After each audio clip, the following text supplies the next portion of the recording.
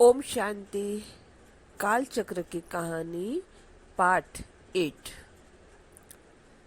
इसमें बताया है इस्लाम धर्म का।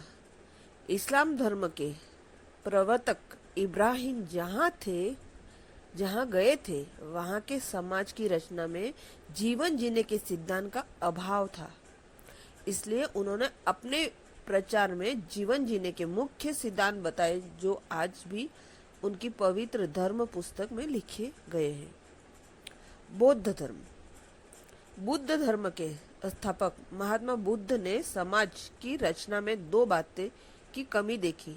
एक यह कि मानव दिन प्रतिदिन बहुत ही धर्म भ्रष्ट और कर्म भ्रष्ट हो रहे हैं। उनके जीवन में दया नाम की कोई चीज नहीं रही है। तब उन्होंने अपने प्रचार में कहा, दया ही धर्म है, दया धर्म का मूल है।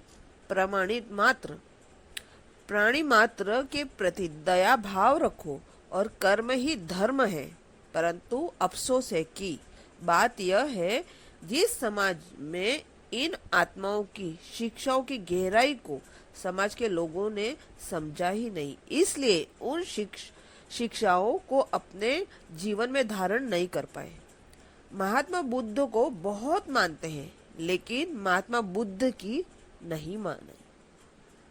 फिर आता है क्रिश्चियन धर्म।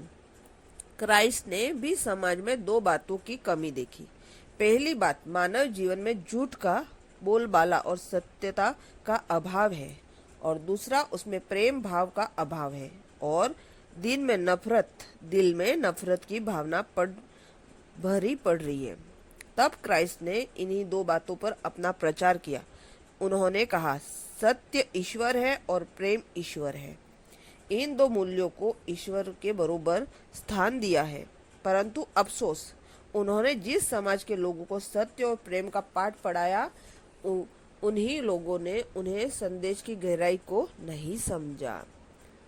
अब आगे सुनेंगे कलयुग का पार्ट 9 में।